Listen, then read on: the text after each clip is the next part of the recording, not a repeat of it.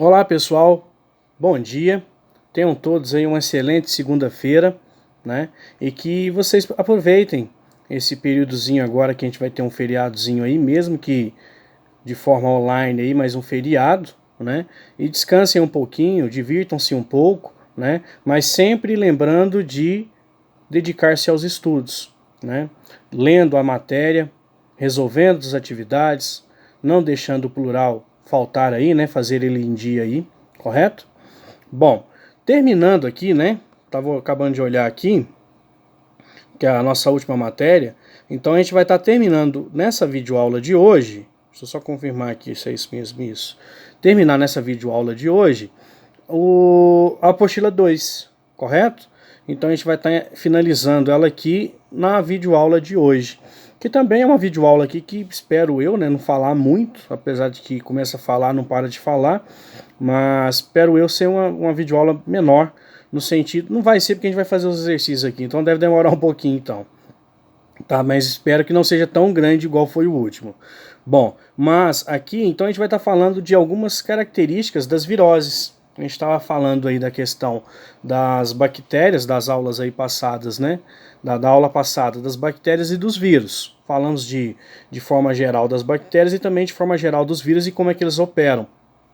A aula 12, na realidade a aula 14, ela vem concluir isso pra gente, citando algumas viroses, né?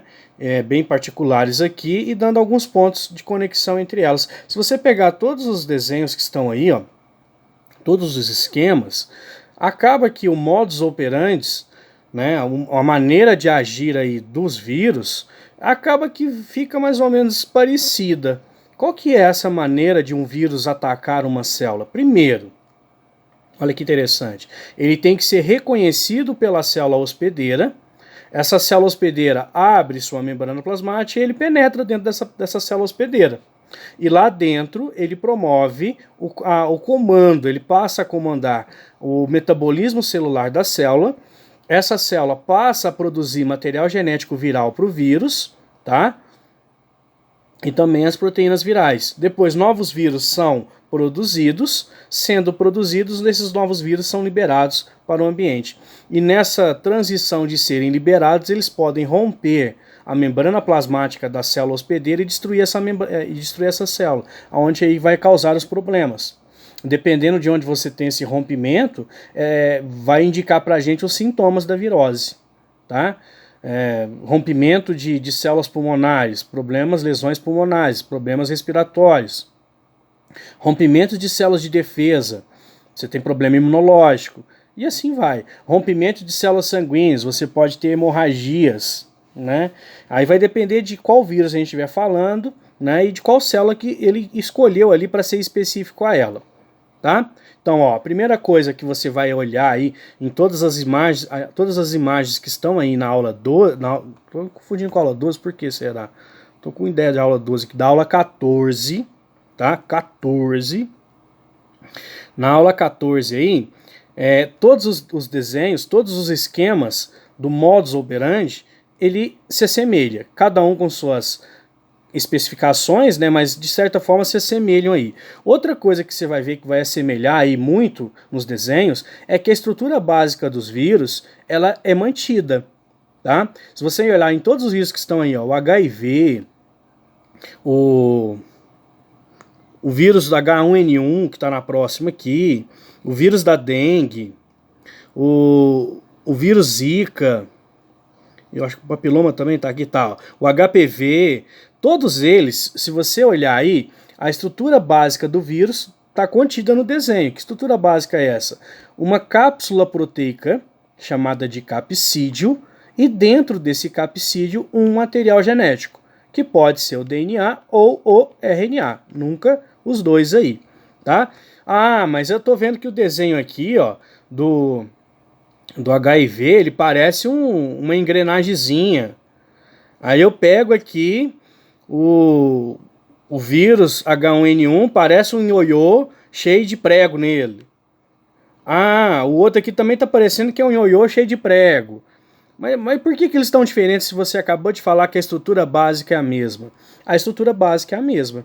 Eles são formados por um capsídeo, em um material genético. Só que dependendo do vírus, ele pode vir com um envelope. Ele pode vir com uma estrutura externa ao capsídeo que aumenta a sua patogenicidade, a sua maneira de infectar, tá? E torna ele mais agressivo, no sentido de não ser qualquer coisa que destrói ele, até você encontrar um medicamento ideal para destruir ele, né? E, geralmente, nesses envelopes, que é o que está aqui, acho que todos eles aqui possuem esse envelope, sim, ó, é nesse envelope que que vai existir ali, ó, determinadas proteínas que permite a acoplagem do vírus à célula hospedeira. Por exemplo, naquele esquema que eu mandei no e-mail de vocês aí, a respeito do HIV, tá? Existe uma proteína chamada de CD4 que permite a ligação do envelope com a célula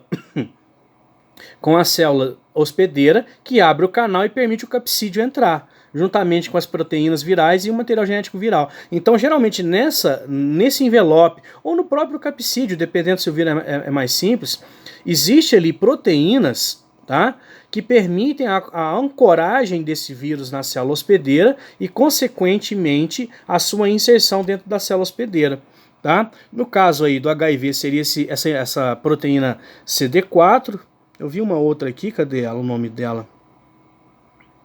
Não vou me lembrar aqui. Pronto, que achei. Proteína E, tá? Que tá lá no flavavírus, né? Que são vírus de RNA, onde você vai encontrar aqui, no caso, o vírus da dengue, né? Então você tem essas proteínas aí que permitem essa ancoragem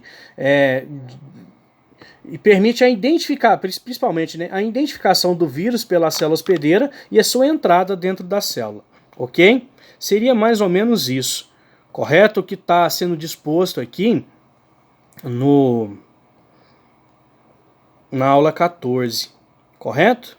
E quando você pega, igual eu falei para vocês, pega todos os ciclos aqui que estão contidos nessas viroses, você vai encontrar aqui que existe o ciclo lisogênico, que é aquele ciclo que vai permitir a célula produzir material genético viral para o vírus, além das proteínas virais, e o ciclo lítico, onde você vai ter a montagem dos vírus e o seu abandono aí abandono da célula, com posterior ruptura dessa célula.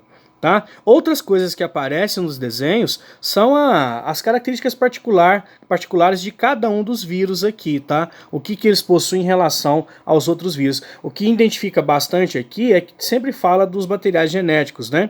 Se você pegar aqui, ó, o HIV é RNA, H1N1 é RNA, H5N1 também é RNA, que é o da gripe aviária, H1N1 gripe suína, né? Você pega o corona aí também, vírus de RNA, tá?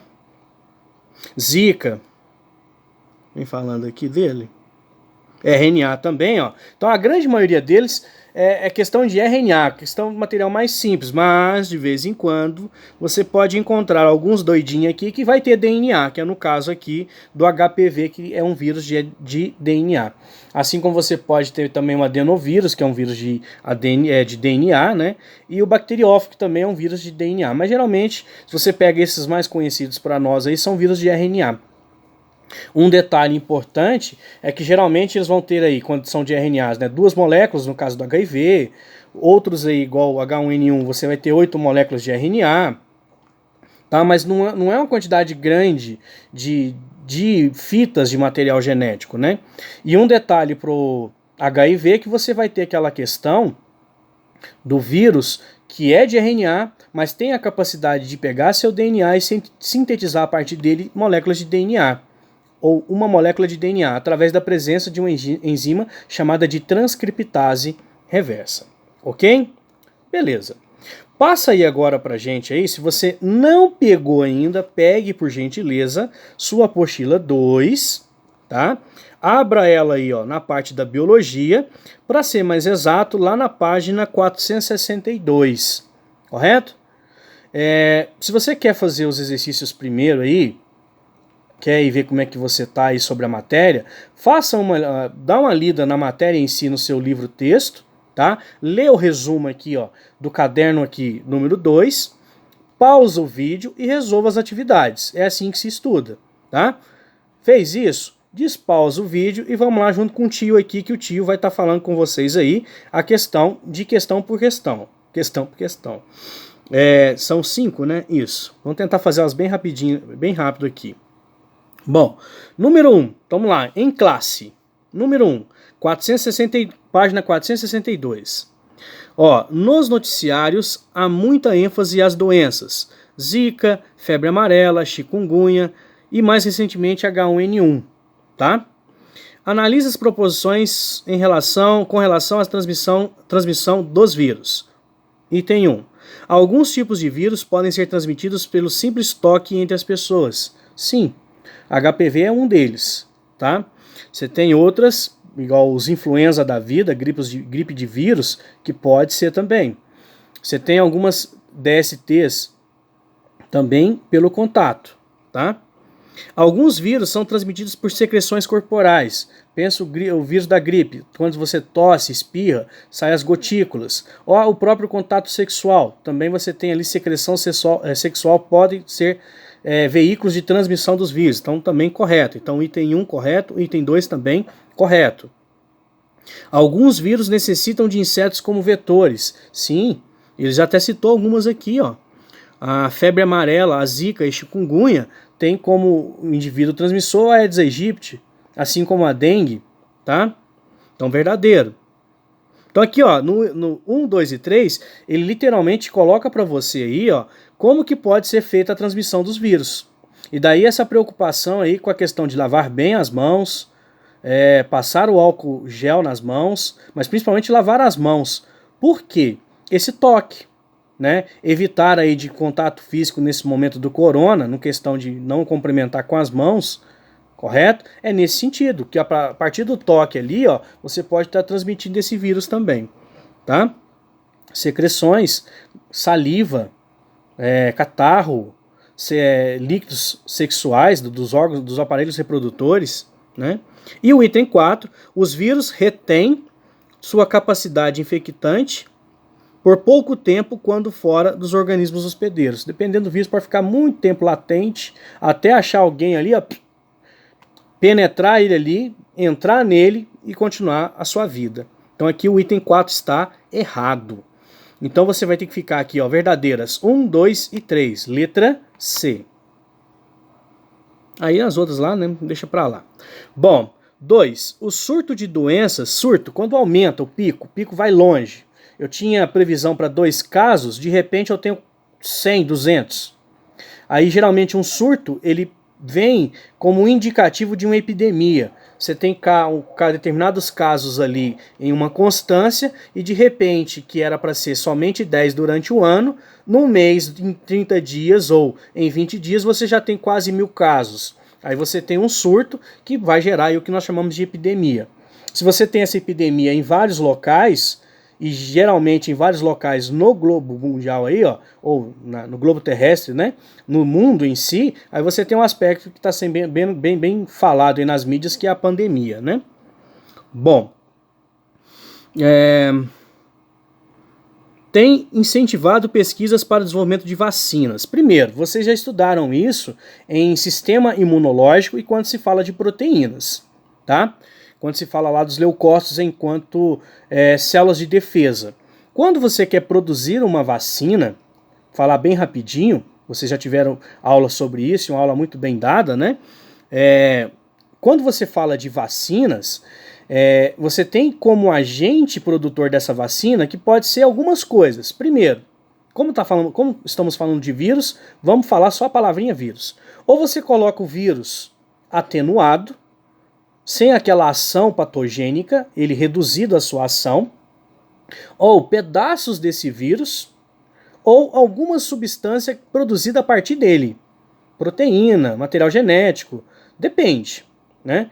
Se você colocar isso em uma substância e injetar em um indivíduo em uma quantidade que não vai agredir esse indivíduo, você induz o sistema imunológico dessa pessoa a produzir o anticorpo. Então as vacinas operam assim.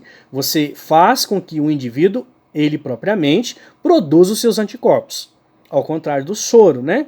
O soro você já vai receber esses anticorpos prontos. Vacina previne. Soro cura. Correto?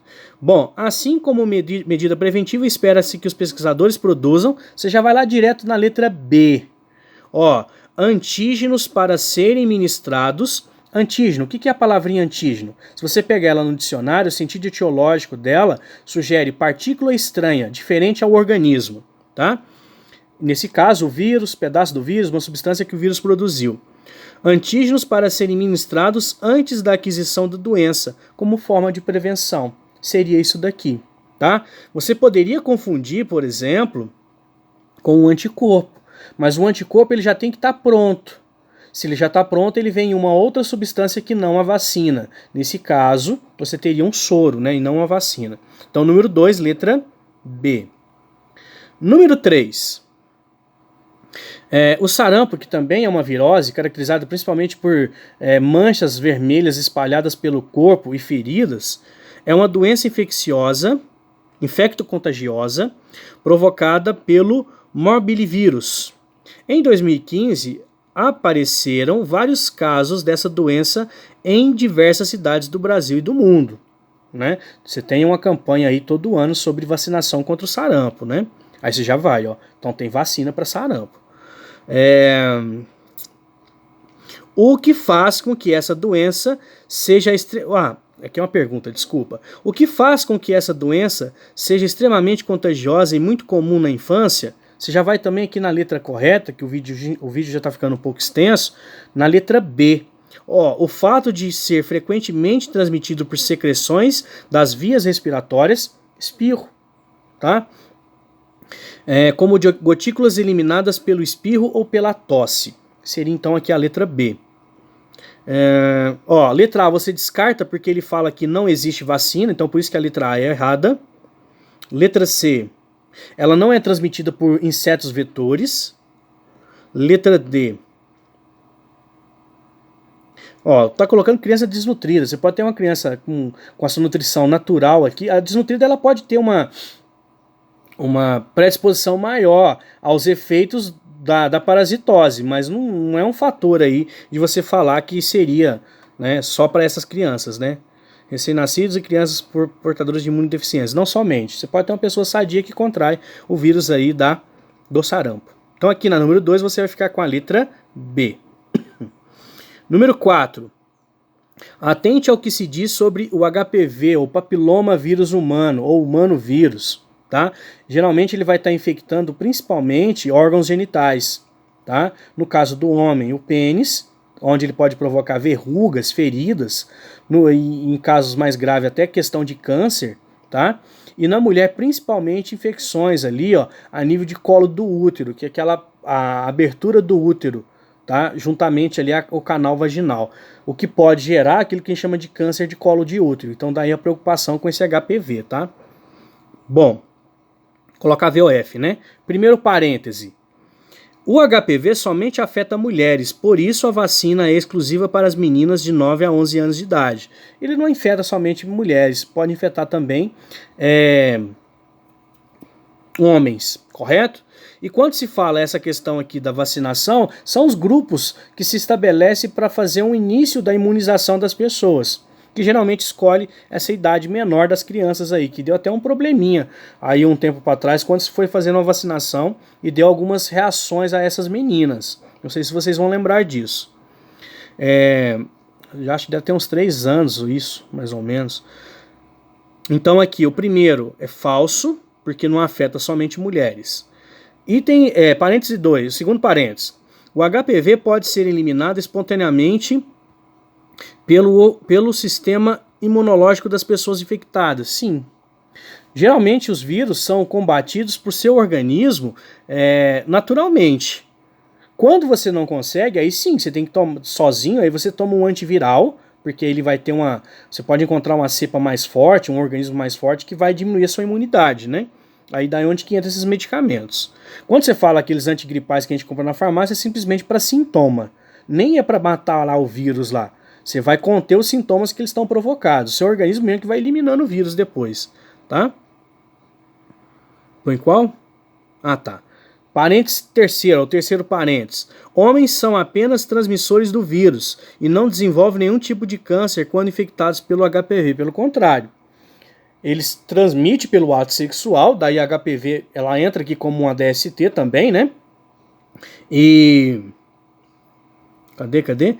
Pode causar câncer, mas antes desse câncer aqui vai gerar verrugas, feridas no órgão sexual do homem, tá?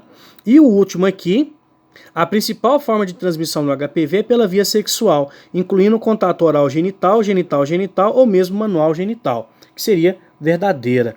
Então aqui você fica, ó, falso, verdadeiro, falso e verdadeiro. Ficou até bonitinho. Vai dar letra D, correto? Então, a número 4, letra D. Número 5. O HIV é o agente causador da AIDS. Joia. Joia. Letra A. O agente causador da AIDS é considerado um ser procarionte, eucarionte ou acelular? Pô, voltou lá atrás, né, gente? Eucarionte, procarionte? Never, né? Aqui, ó. Aqui você vai ter que marcar o quê? Acelular. Cite o material genético encontrado no HIV. Molécula de RNA. Beleza? 2 moléculazinhas de RNA. Então aqui é discursivo. Então, ó, você vai escrever: os vírus são acelulares e possuem RNA como material genético. 2 moléculas de RNA. Letra A. Letra B. Alguns antirretrovirais inibem a ação da transcriptase reversa. Lembra comigo, o que essa transcriptase reversa faz? Pega RNA, transforma em DNA. Característico do HIV. Explique sucintamente a ação da... Acabei de falar.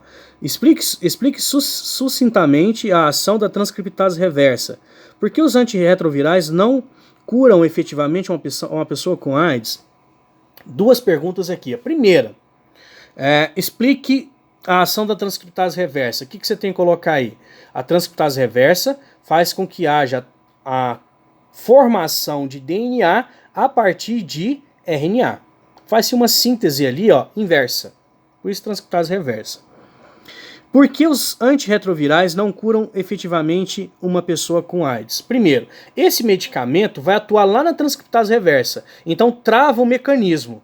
Então, eu não vou produzir novos vírus. Mas o que pode acontecer? Existir alguns vírus que estão lá antes e que não estão passando por essa parte metabólica de transcriptase reversa. Eles estão lá escondidinhos, né? Não estão atuando, mas o antirretroviral vai lá e destrói a transcriptase reversa. Acabou aquele efeito ali, eles vão e continuam, tá? Uma resposta padrão que eles colocaram aqui, se você quiser colocar, eu vou ler aqui, tá? A transcriptase reversa atua na produção de uma molécula de DNA a partir de uma molécula de RNA, ok? Processo denominado transcriptase reversa. Depois, a segunda parte, a segunda pergunta. Antirretrovirais apenas impedem a atuação da enzima transcriptase reversa. Possíveis provírus, que são vírus atenuados ou vírus que estão ali, que não estão fazendo nada ainda, DNA viral, dormentes, né, localizados no núcleo das células parasitadas, não são afetados pelos antirretrovirais. Aí eles entrando em atividade, né, eles afetam. Ok? Então com isso a gente encerra a aula de número 14. Encerramos também, só confirmar aqui. Isso. Encerramos também a apostila 2, correto? Fica marcado aí pra gente, ó, as tarefas mínimas pertinentes a essa aula 14. Então dá uma corridinha lá no plural, tenta lá, vai acessando até você conseguir essas tarefas mínimas aí da aula 14, ok? Tenham todos aí um bom dia, né? E uma boa semana aí, ok? Até o nosso próximo encontro. Qualquer dúvida, só entrar em contato com a gente. O vídeo ficou um pouquinho extenso, mas também porque a gente resolveu as atividades aí também, ok? Aquele abraço, galera. Fiquem em paz.